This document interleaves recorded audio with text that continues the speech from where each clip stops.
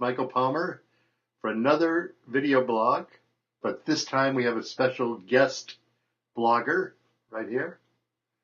That's Mr. Please.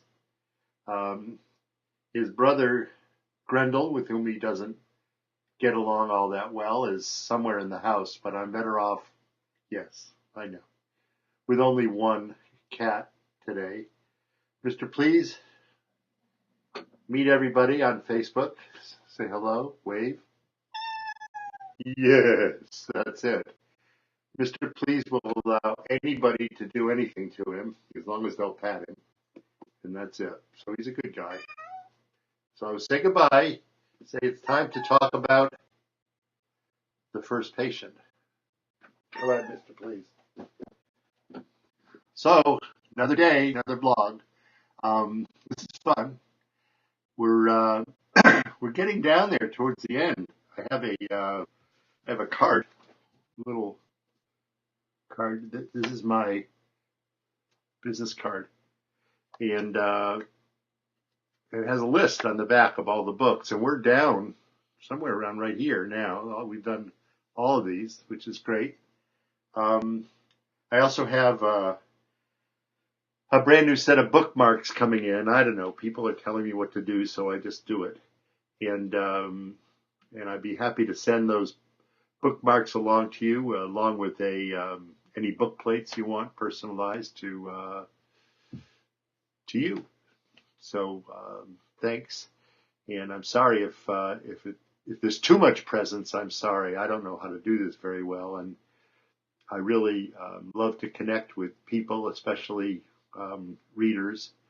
One of the reasons I became a doctor was because I love to be around people and connect with them. And then I discovered writing is like perhaps the most lonely, isolating profession there can be, sort of next to doing research on the South Pole. So at least I have this, and I enjoy it, and it's one of the reasons that I do it. And I'll just go back over the ground rules of what we're doing here. This is a contest as well as an informational thing. And there's a quiz connected with each one of these video blogs. And whoever gets the most answers to the most questions will win the manuscript for the Cori prescription, which was never published and was my very first effort. So you can see how I got into the writing business, what I actually submitted. And it's actually a pretty wild contest right now. There's a lot of people entering, and that's wonderful. And I promise awards to everybody who enters, some kind of an award. I'm not sure quite what, but the first prize winner or winners will get the manuscript. And so I encourage you to enter, even if you don't have all the answers to all the questions. And each one of these videos, I'll tell you the answer, so you sort of know. And I think we should begin. This is a great story. First of all, before I start, I'm going to tell you the question and the answer for this today. And the question is, what state did Gabe come from when he left his medical practice and went to work with his old college roommate, who was the president of the United States? And the answer is Wyoming. Okay, that's the question, and that's the answer. And you'll find the answer in all the video blogs, and I'm working on getting them all in one place. So I'll just tell you about the background of this book. I am often without ideas for my next book. I'm very excited that I have an idea now to follow my upcoming new book, A Heartbeat Away, but I don't have ideas all the time, and I sit for long hours. And I was trying to think of what to write about after I finished the fifth vial. And I got a call from my editor, whose name is Jennifer Enderlin. She works for St. Martin's Press. She's now a vice president there, but fortunately she still does some editing. And she's just a terrific person. And she called to tell me she had a a dream. And in her dream, she woke up and she knew what my next book was going to be. Excuse me, not only that, but she knew the title. And the title was The First Patient. And the book was about the president's doctor. And that was what she called me about. And I told her that was all well and good, except that I'm sort of relatively apolitical. I vote, and that's good. I don't know, a huge amount about the issues, and I vote by what candidate appeals to me the most. But the last time I had been to the White House was in a third grade field trip, and I didn't know that I would be able to ever write such a book.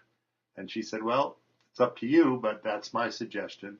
And of course, since I had nothing else as a fallback, a default position, if it were, I went ahead and started doing research on presidential morbidity and mortality. I read about 6 books and they were great. I loved it. Stuff I never dreamed of, that about the presidents and their health. Woodrow Wilson, his wife ran the country. He'd already had a stroke. Stuff is amazing. John Kennedy's health was terrible. He had Addison's disease, and which is a adrenal failure. And he was the president of the United States, and the adrenal gland is supposed to help you deal with pressure situations. So that's what I discovered, and I got very excited very early on about writing this book, which essentially was going to be about the president's doctor disappearing, and the president is forced to call his old college roommate to come to Washington and take over as his doctor. And the roommate doesn't know when he goes to Washington that the president is going insane, and that's what he's going to discover. So wait a minute, my coffee has just arrived from my coffee bearer. Thank you, bearer. Very good. And I need coffee. So basically, that's the plot of the book, and I did more and more research on this, and